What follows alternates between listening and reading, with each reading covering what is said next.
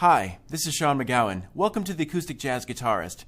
In this video, we're going to be covering a lot of ground with a series of lessons. We're going to start off by looking at a variety of different ways to practice creatively and stay healthy while you practice. We're going to be taking a look at some gear considerations, and we'll dive right in with some theory. We're going to look at some building blocks of harmony, work our way up through triads, inversions, seventh chords, modes, the diatonic harmony, and we'll dive right in with some applications to the fretboard, how to get all of these happening on the guitar.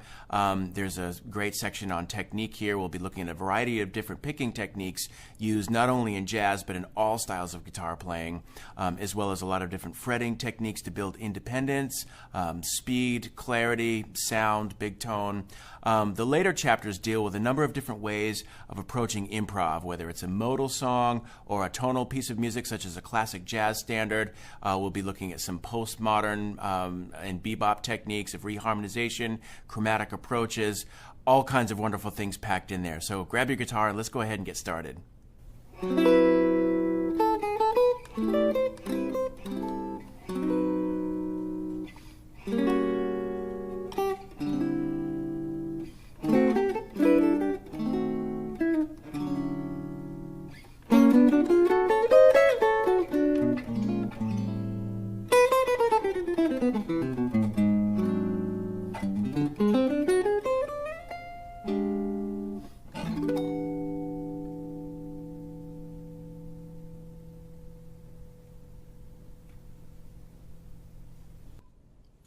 Alright, so one of the first things to get happening here on the guitar is the study of intervals. Intervals are basically like the building blocks of all of the music material that we'll learn, whether it's chords, chord structures, and even lead lines.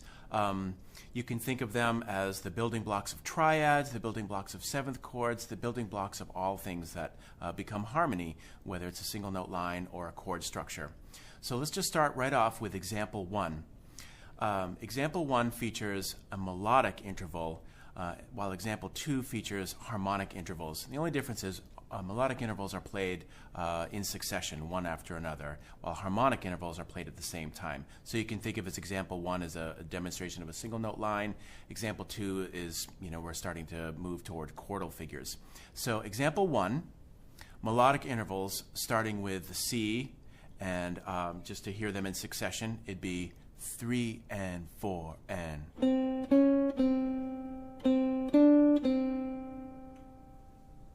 So we just played a minor second, C to D flat, and then a major second, C to D natural.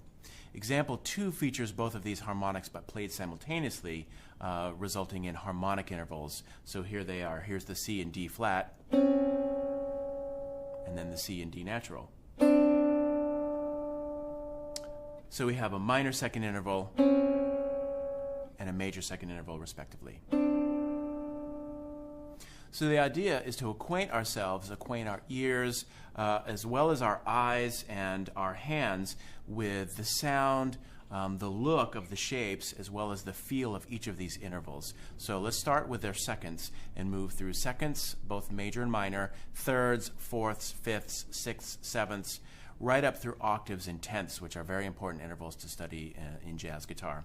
So let's take a look at example 3, intervals. I'm just going to go through all of the intervals and name them, and each of the intervals in the examples here are played both melodically and harmonically. So here's example 3, starting with minor second intervals. Harmonic. So that's what a half step looks like.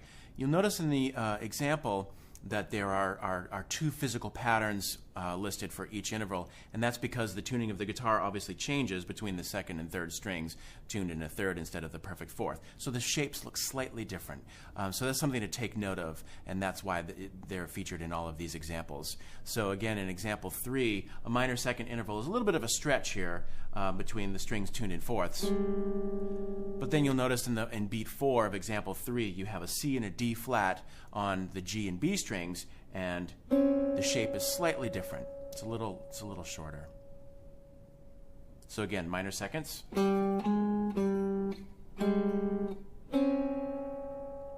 Major seconds. Harmonically.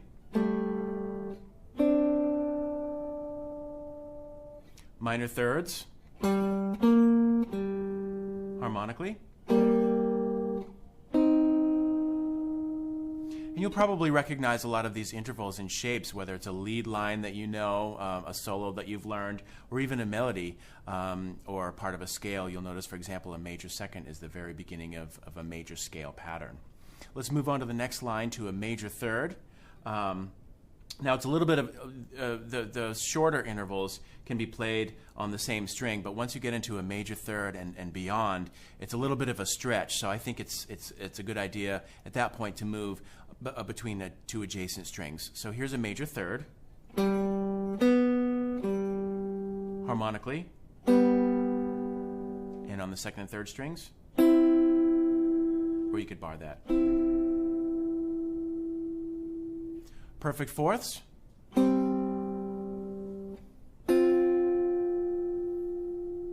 Augmented fourth, also known as a diminished fifth, also known as a tritone. It's exactly halfway through the chromatic scale. So here they are. Here's a G and a C sharp, the first example. And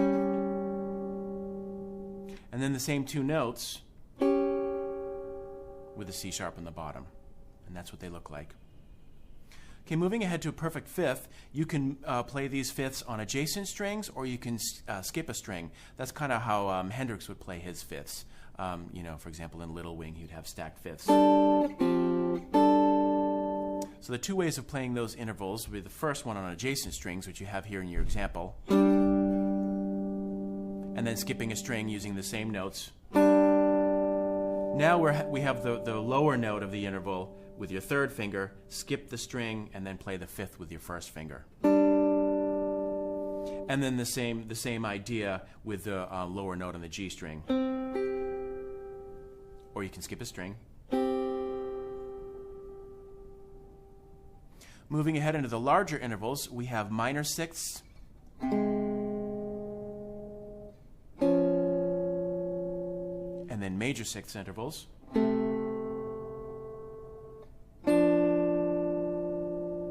These are used a lot in soul music and in blues. They're a great, very consonant interval to use. Finally, we're move ahead to minor sevenths and major sevenths. So here are two fingerings that you can use for minor sevenths. And then major sevenths. Now notice, when you start playing these larger intervals, you may want to use a hybrid picking technique, which we'll talk about in later chapters. But all I'm doing is using the pick. If you're playing a pick, with a pick, you can just pick the lower note and then use the middle finger of the picking hand to pluck the higher note. And that way you don't have to worry about hitting any unwanted open strings. Or if you're playing fingerstyle, just simply use your thumb for the lower note and the index or middle finger for the higher note. Now we move into octaves. These are called perfect octaves. And basically, if the lower note of the octaves occur on the low E or the A strings, then your fingering will be first and third finger on your fretting hand. So, as in the first two notes of that example. Then when we move to the lower note on the D or G strings, then we'll shift our fingering to first finger and fourth finger. So with the D string root, and then the G string root, this is a B flat, we switch to 1 and 4. So we have 1, 3, 1, 3, 1, 4, 1, 4. And then two other great intervals to use in the context of lead playing and comping are tenths. And tenths are exactly the same as a third, but adding an octave. So you can think of a third plus an octave equals a tenth interval. I'm sure you know the classic song that we all learn at the beginning is Blackbird by the Beatles, and that is based on a Bach study that features tenths as the primary interval in that piece. So your next example features minor tenth fingerings on different strings, starting with a low E. So you can see it looks just like a minor third and sounds just like a minor third, but up an octave, so there's a nice spread in the sound. Then with a root on the A string, the fingering shape changes slightly. And again, you can almost picture playing like a bar chord. And if you just extract the first and the third, and the third is played up an octave, that would give you a tenth. So you can still see that shape embedded within your minor bar chord pattern. And then finally, we have a root 4 shape, or the lower note happening on the D string there for a minor 10th. And that looks and feels just like the root 5. Finally, the last example here of intervals would be major 10ths. So we have G major, G and a B. So you'd use your first and middle fingers for that fingering. And then when you move to a root 5 and root 4 patterns, you would then switch to first and third fingers. So first C, and then F.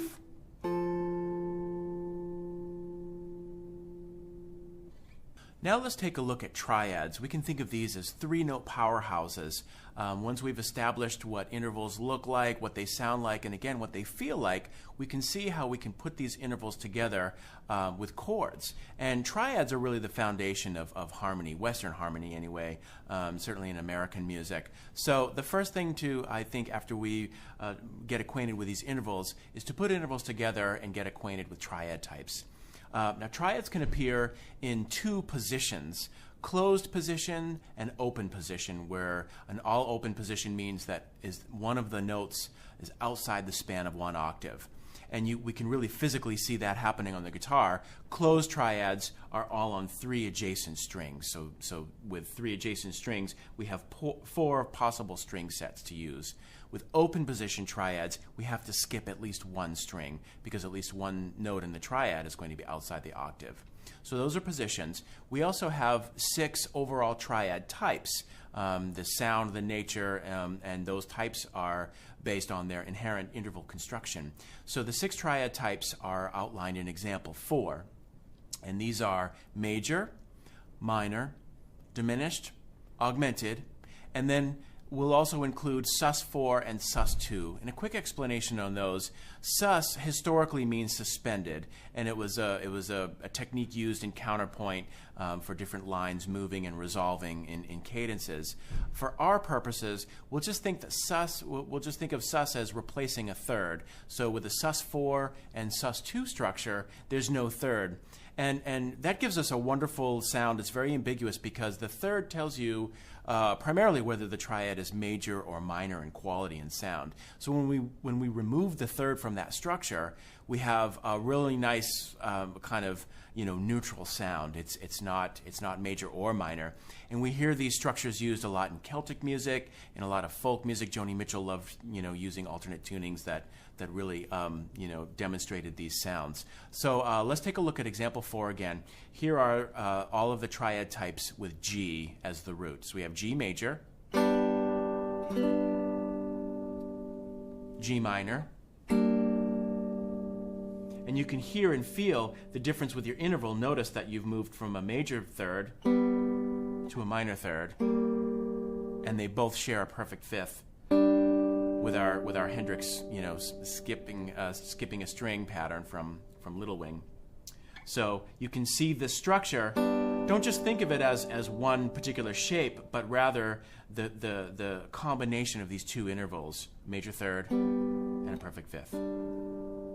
So then we had G minor, G diminished. Now the fifth is lowered by a half step. But again, notice what that looks like. You have a minor third and a diminished fifth. Put it together, you have a diminished triad.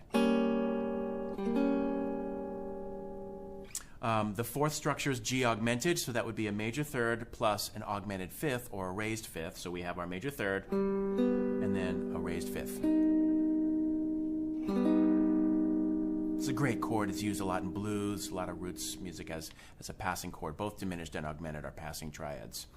Then we have our sus figures. We have a perfect fourth at the bottom of a sus2, followed by a major second above that, or a perfect fifth from the root. So we have altogether G sus4. And then the final structure in example 4 is G sus2. So we have a major second at the bottom, and then a perfect fifth on top.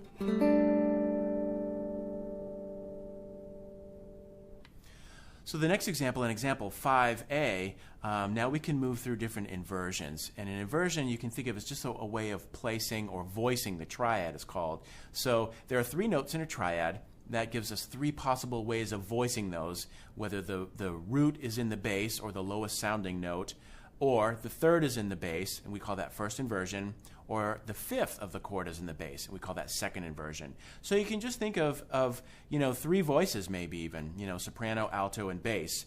If the bass is singing a root, then it's in root position. But if the alto is singing, the alto is singing the third, and then the alto is at the bottom, then that would be a first inversion, and so on.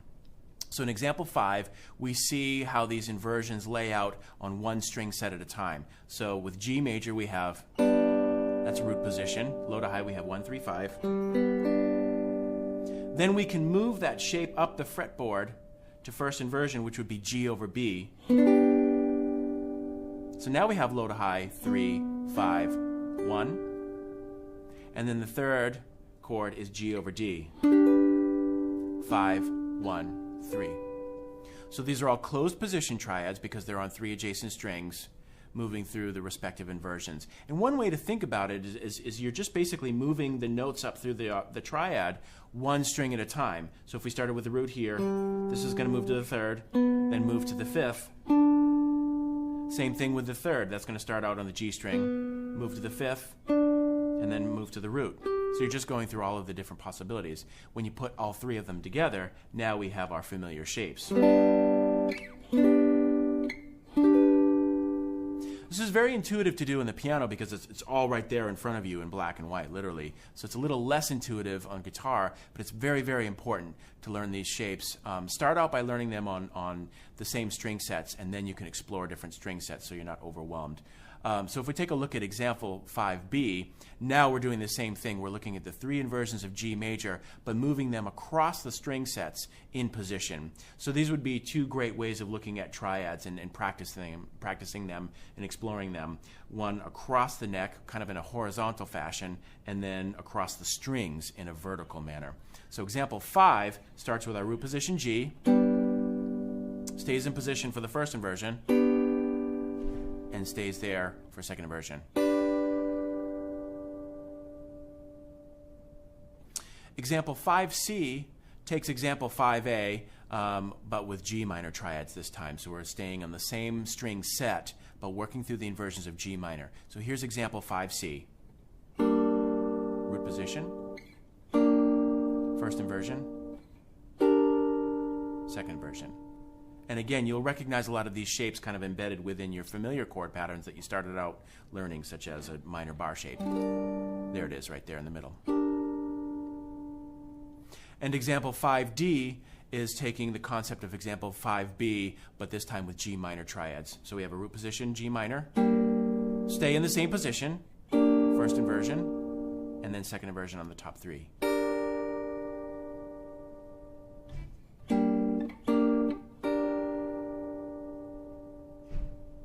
And if you're moving through triads rapidly, those are a little easier to play in position because they're all right there. You don't have to move around a lot. Moving ahead to example 6A, now we see our open triads, and physically you'll notice that you're skipping a string with these voicings. So we're going to start off with a C major in root position, and the root is going to be on the A string, the 5th string. And we have low to high, 1, 5, so it's like a power chord. And now the 3 is on top. You can hear there's quite a spread in that sound, and you can see it. And in this case, instead of going low to high, root 3, 5, you're just taking that third and moving that up an octave. So now you have root 5, and then the 3 is on top. So we have root 5, 3. And there are a lot of different ways of fingering these inversions, but example 6A features the first inversion played there, here, and the second inversion played here. And again, because you're skipping a string, you may want to use a hybrid technique. So if you strum, you don't want to have any unwanted open strings play. So just pluck those with your pick and or fingers.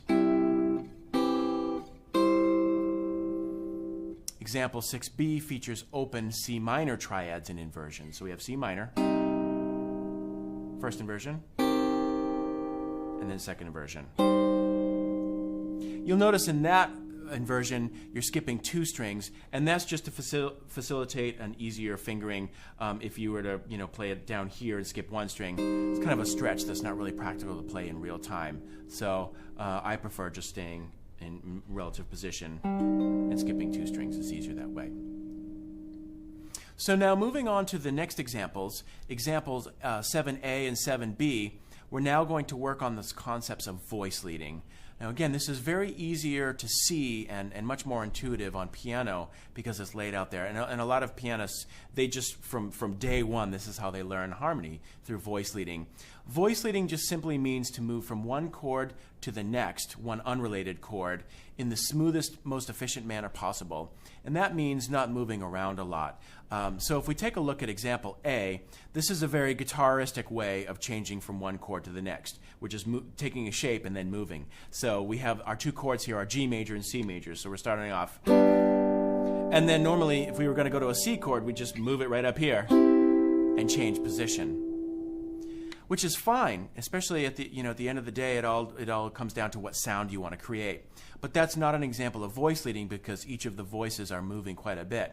If you take a look at example 7b, then we have this G major triad, but each of the notes in that voicing are going to move in the smallest manner as possible. So if there's a common tone, which means a shared note between two triads, you're just going to keep that there. It's going to stay in the same place.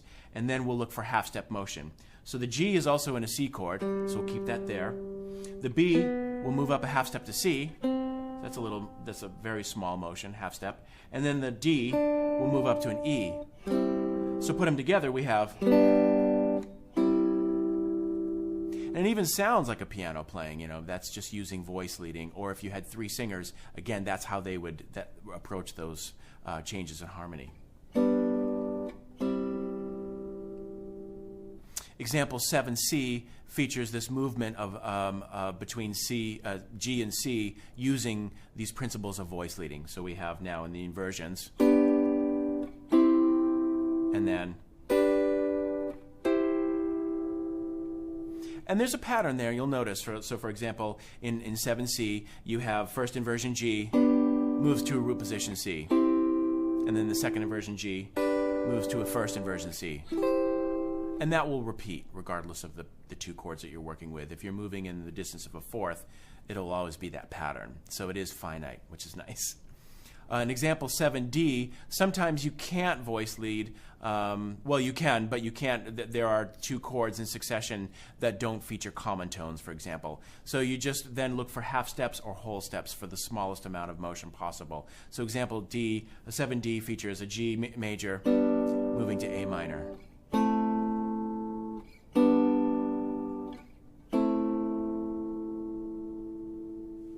In example 7e, we're going to take a look at voice leading triads using a variety of different triad types. So if we look at the triads in example 7e, we have a D major moving to a G major, and then D minor moving to G minor, D major to G minor, and D minor to G major. So let's take a look and listen to how these sound and look like. So starting with example 7e, we have a D major moving to a G major in various inversions.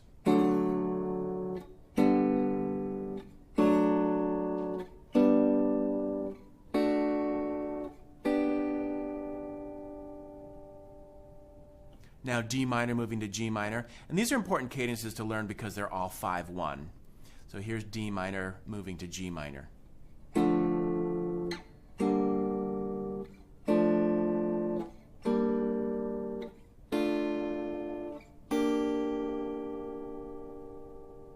Next example features D major moving to G minor.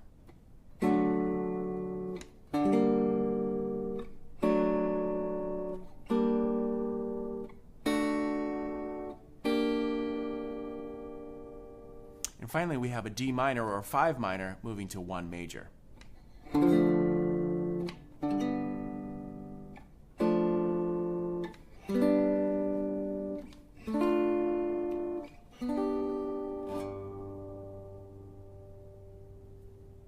Once you've taken a look at how these triads look, sound, and feel as chords, we can start playing arpeggios. And arpeggio is basically just playing these triad forms one note at a time. And we would use these in the context of a single note line, or maybe a little passage in an interlude, or maybe even just in the context of a chord progression, taking these chords and breaking up the individual notes. So example 8 features a number of different fingerings to practice. By the way, these also make great warm-ups if you're just starting out, practice session. These are a great way to get the fingers warmed up and moving without exhausting them or fatiguing them. So example 8 features some possible fingerings for the 6 types of triads, all with a root on the D string or root 4. So here they are in time. Let's just play them nice and slow. Here's G major, G minor, G diminished, G augmented, G sus4, and finally G sus2. Now notice what I've done here in a lot of these triads, particularly like starting off with major and minor. Rather than keeping the chord shape fingered and all of the fingers pressed down, I'm going to isolate each note, because I don't want them to bleed together. If we're playing like a single note solo, you wouldn't want it to sound like this. That's one sound, which is fine, but if you're playing lead, you want the notes to be individual, just as if you were playing a scale. So the way to achieve that with a triad is to use the fingering that's listed there in the example. So we're going to start off with the third finger, move to the second, first finger, but then the high G is going to be played with the middle finger. That way you can get on and off each note in the middle of the pattern, so it's as opposed to. We want each note to sound individual and have a lot of clarity. And minor is the same way. You'll roll back and forth between the first and second fingers. Now example 9 takes the same 6 types of triads, but now we're going to explore those fingerings using a root 5 as your starting point. So here we're going to move to the key of D and check out those fingerings. So here's D major. And this is nice because it gives you 1 octave plus a fifth in the range. So here's D major, D minor, diminished, augmented, D sus4, and then finally D sus2. And by the way, all of these fingerings are easily movable and can transpose to any root or key. As we move into 7th chords, you'll notice in your guide or in the book chapter there's a chart there that gives all of the combinations that build various 7th chords. And the easiest way to think about them is just a triad structure, 1, 3, 5, with another third added on top to create some sort of a 7th chord. And there are a number of types, but those are all listed in the chart there. So once you just take a look at those, and once you understand kind of the inherent formula within each of these 7th chords, then we can apply those formulas to the fretboard. And that starts with example 10. So we're going to start, example 10 features the most common chords that you'll see, the 5 most common 7th chords that you see in jazz and popular music as well. So we'll start off with a major 7, in this case in G. We're just going to start with a very familiar chord fingering, and that just gives us the sound, that puts the sound of a major 7th chord in our ears. And then we'll play a 1 octave arpeggio.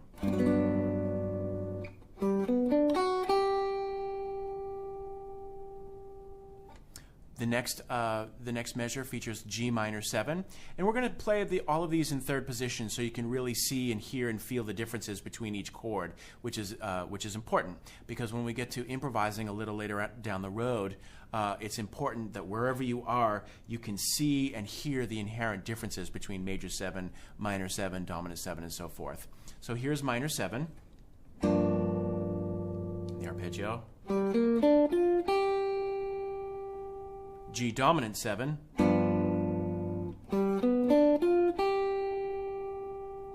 G minor 7 flat 5, also known as half diminished,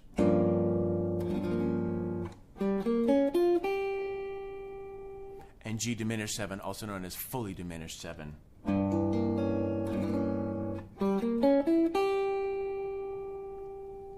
So those are the big five, if you will. Taking a look ahead at example 11, we have a number of other seventh chord types that are used, especially in jazz, not so much in pop music, although you will occasionally hear them in pop music. For example, from the 70s was highly influenced by jazz. So, you know, you're listening to music by Steely Dan, Donald Fagen, Michael McDonald, Billy Joel, Stevie Wonder. Those songs also feature a lot of harmony and chords that are used in jazz. But these next chords are used all the time in classic and contemporary jazz, and even some classic blues styles. So let's take a look at example 11.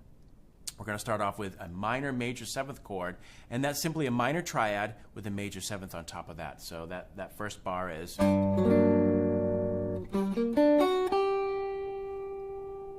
Next, G major 7 sharp 5.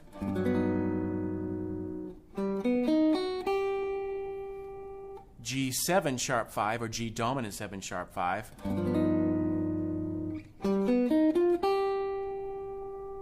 G7 flat 5.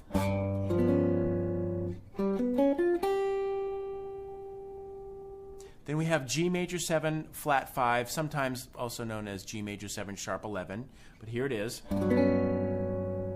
So that would be 1, 3, flat 5, major 7. G7 sus 4.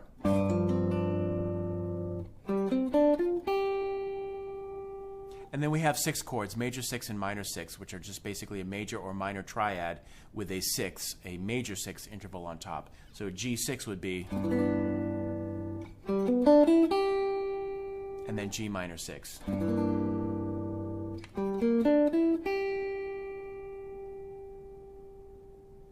Now let's take a look at these seventh chord types with a different position or different fingering using root 5 or the root appearing on the A string as a starting point. And you'll hear a lot of similarities with you know, the last examples featuring root 4, but this will give you another you know, partial octave to work with, or these are actually all 2-octave arpeggios. So these are nice in the context of soloing, but they're also great in developing you know, some more, opening up the fretboard a little bit and developing some awareness of the notes and how they interact to create these arpeggios. So let's take a look at all of the different seventh chord or 4-part chord types in the previous example. Example 12 looks at all of these with the root on the A string and the root of each arpeggio C. So let's go ahead and dive in with these. The first example is C major 7.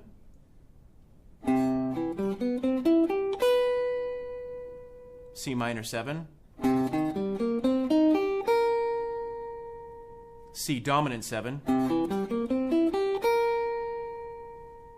C minor 7 flat 5. And then C diminished 7. C minor major 7. C major 7 sharp 5. C dominant 7 flat 5.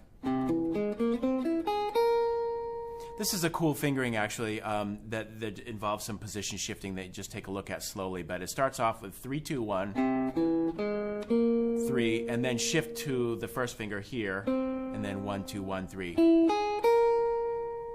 That may or may not work for you, but it's something to check out at least. It's a little easier. And then we have C major 7 flat 5. C7 sus 4. C6, and finally C minor 6. And some of these shapes may seem a little unfamiliar at first, but they have a great sound, each one of them, and you'll find they'll be extremely useful to use as you improvise a little later on and really outline these chord changes. You'll find that they work well as substitutions. So for example, you could use major 7 sharp 5 or major 7 flat 5 over a major 7th chord symbol, and all kinds of really interesting applications later on down the road. So this will be an enjoyable exercise. But to start off with, just, again, feel how the shapes are, listen to how they sound, and take a look at how they lay out on the fretboard, and that will really help you acquaint yourself with the sounds of these new chords if they're new to you. Now let's take a look at our ubiquitous scale, the major scale, which is kind of the foundation of all music that we tend to play and listen to. So one way to see the major scale initially, since we've been talking about intervals in this chapter, is to think of them as a collection of intervals in succession, and they are all in half steps or whole steps. So there's an inherent design there, and we can call each of these notes scale degrees. I'm sure you're familiar with do, re, mi, fa, sol, la, ti, do. Those are just vocal syllables that singers use to, have a relative point within the scale. So, for example, 1 to 5 would be a particular, do to sol, and we can think of these pitch degrees as scale degrees. And there are a number of ways to finger these. There are lots of ways they lay out on the fretboard. So a lot of times when guitar players learn scales, they're just learning physical patterns, but they're not really aware of where the 5th is, or where the 6th is, or where the 3rd or 2nd is, and so forth. So it's important, when you start working through all of the different patterns and fingerings available to you, to just understand the design of a major scale. And that design is based on this collection of whole step, half step, and then another whole step, half step, and those two 4-note units, you can think of them, they're called tetrachords, are put together in a whole step. And one way to finger that is featured in example 13A. We have a C major scale. So this particular pattern is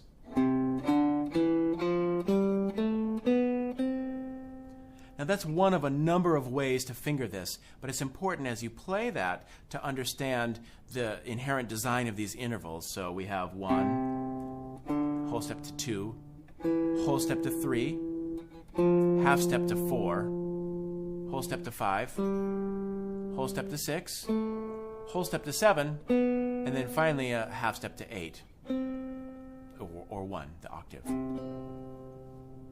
Example 13B shows a possible fingering for 2 octaves. So again, the inherent design of the intervals is exactly the same. We're just moving into an upper octave. And this fingering features a position shift. So you'll notice the fingering in the example shifts on the G string. You'll do all 4 of those notes using 1st, 3rd, 1st, 3rd. So here we go. At the bottom of this 2-octave scale looks exactly like example 13A. Here's 13B. 1, 3, shift, 1, 3.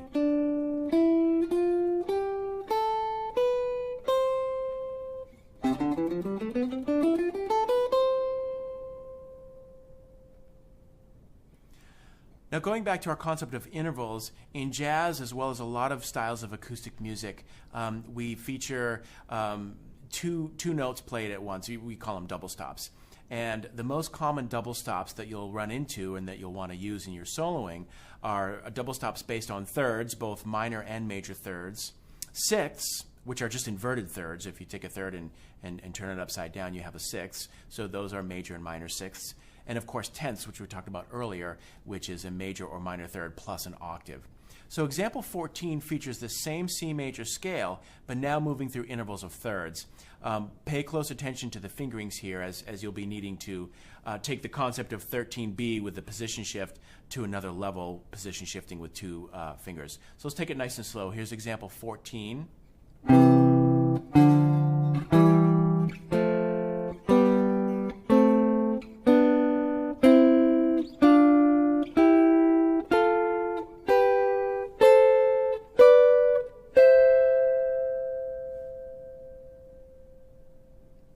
Example 15 takes the C major scale, but plays through the scale in sixths. So we'll start with a 1, and then a sixths above that, which is an A.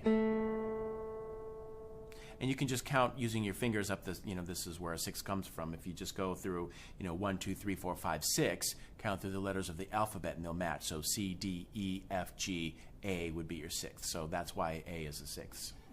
Example 15 is...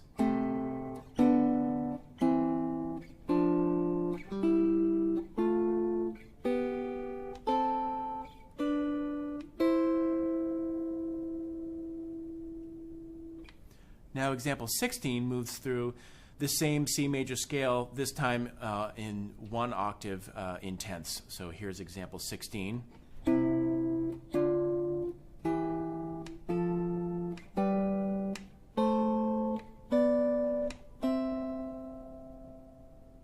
They're all very consonant sounding intervals, you'll find. They're really nice. So they're used a lot in a lot of different styles of music, and example 17 features kind of a line cliche using thirds. So here's example 17 with C as the root. We have. You hear that in a lot of blues and jazz progressions. That's why it's called a line cliche. And all it is moving through the notes of C major scale, a little chromatic passing tone with a D sharp up to the third, and then you stack those in thirds and you have, or you can stack them in tenths, which is just spreading it out with an octave. So now we have. And these double stop lines are really nice. They add a wonderful element to your playing. They almost have kind of a Western swing sound to them, or a Western swing vibe with this, twin guitar special kind of sound.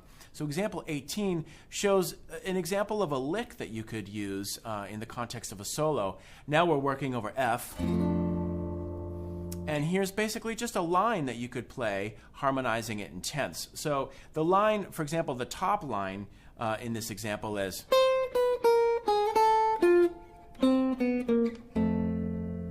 So that sounds nice by itself, but if you harmonize it using tenths, you can add another dimension to your solo line. So here's example 18.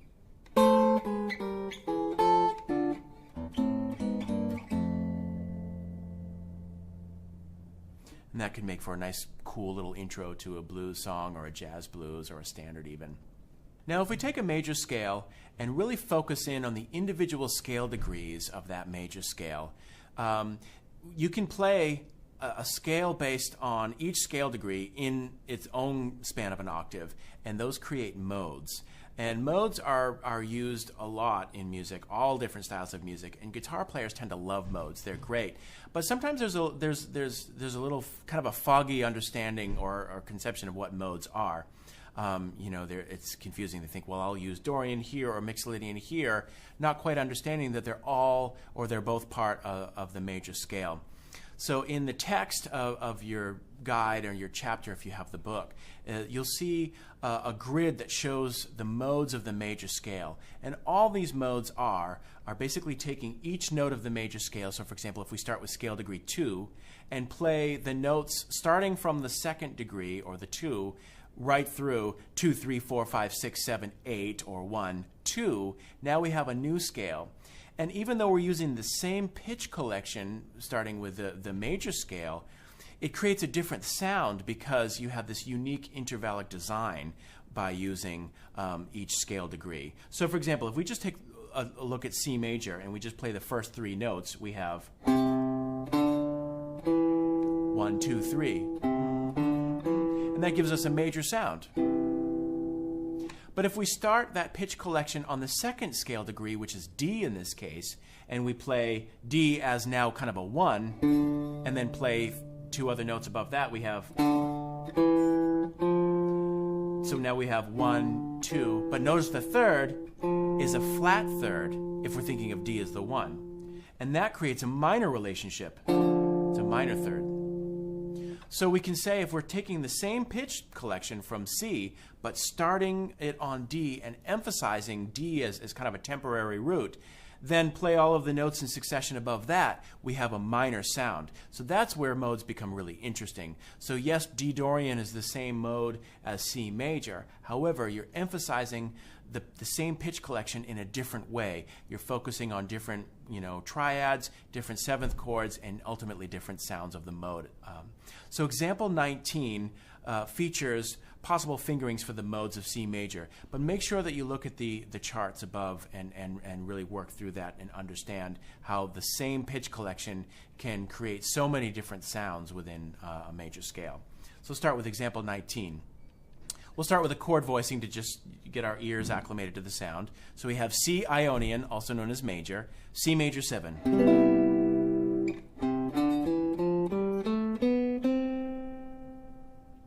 second example is D Dorian. So we're still using the notes of C major, but we're starting and ending them on the second degree, which in this case is D. So we have a D minor 7.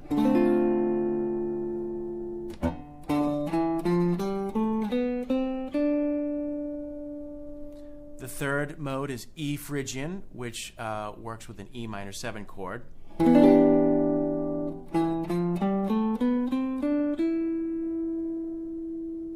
The fourth bar is Lydian, F Lydian, built on the fourth degree of major.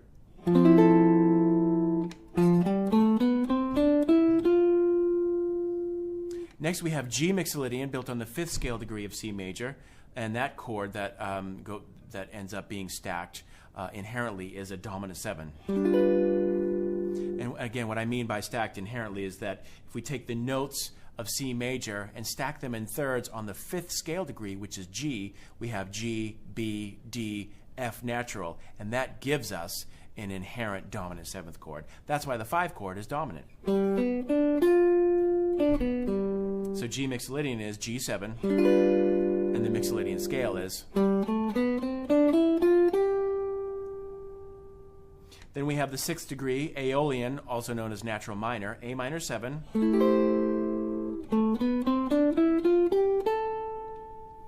Finally, the 7th mode, Locrian, which works with B minor 7 flat 5.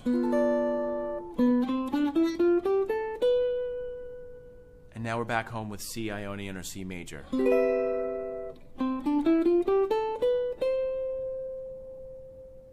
The last concept in getting started is to take a look at diatonic harmony. The word diatonic just simply means key related, so only using the notes of one key or major scale. So for example, if we're in the key of C and we're using diatonic harmony, that means that we're using chords that are only found within the key of C, meaning the chords are all stacked in thirds from the C major scale. So for example, we won't have any C sharps or F sharps or anything like that. They will all be using the notes of C major, C, D, E, F, G, A, B, C. So diatonic just means key related. And most of pop harmony is diatonic in nature. It's very consonant. It sounds like you're staying in the neighborhood, in the family. Now, of course, there's a lot of non-diatonic chords in jazz that we'll get into in subsequent chapters. But for now, it's really important to understand the fundamental diatonic harmony of each key. And they'll be the same for each key. You know, the diatonic chords for C major will be exactly the same for F major and G major in terms of the sound, the quality of the chord, you know. So let's take a look at example 20, and you'll see what I mean by this. You'll notice, and this is outlined in the triad and 7th chord chart, this little table diagram that you see just before example 20. But you'll notice, for example, in every major key, the 1 chord, meaning the 7th chord or the triad built on the first scale degree, or the tonic, the root, is major in quality. And every 2 chord, meaning the chord that's the triad or 7th chord that's built on the 2nd scale degree, will always be minor or minor 7th in quality. So this formula will remain the same regardless of the key. So examples 20, 21, and 22 outline this diatonic formula, or diatonic pattern, if you will, in 3 different keys using 3 different string sets. So let's take a look at example 20. We're focused on the key of C major, and you see in the example, those are the diatonic 7th chords for C major, starting with a root on the 5th string. So here are those chords in example 20. C major 7, the 1 chord. D minor 7 is the 2 chord. E minor 7 is the 3. F major 7 is the 4 chord. Now, to avoid moving too high up the neck, we'll change our string sets. So with G7, the 5-7, let's go to a root 4 pattern. A minor 7 is the 6. B minor 7 flat 5 is the 7th chord. And finally, we're home to 1 major 7. Example 21 now shifts to a new key, the key of F major, which does feature a B flat in there. And again, we have a new set of diatonic chords because we're building chords in thirds on each scale degree of F major in this case. So there is a B flat in there. However, you'll notice that the diatonic formula, meaning how the chords sound and the quality of each diatonic chord, is exactly the same. So we have 1 major, 2 minor, 3 minor, 4 major 7, 5 dominant 7, there's your 5 chord, 6 minor 7, also known as the relative minor chord, and then 7 half diminished. So here they are in the key of F with the root of each chord on the D string, or root 4. Example 21, F major 7, D minor 7, A minor 7, 4 major, B flat, 5, 6, 7, and back home to 1. Now in example 22, we check out the diatonic chords of G major. So we have an F sharp in this new key, but again, the quality of the chords is consistent. They're exactly the same. Now we're going to use a very common chord voicing used in jazz. This is called a drop 3 chord voicing, starting with G major 7, A minor 7, excuse me, 3 minors, B minor 7, 4 major, C, 5, 7 is D7, 6 chord E minor, 7 chord is half diminished, and then back home to the 1, G major 7.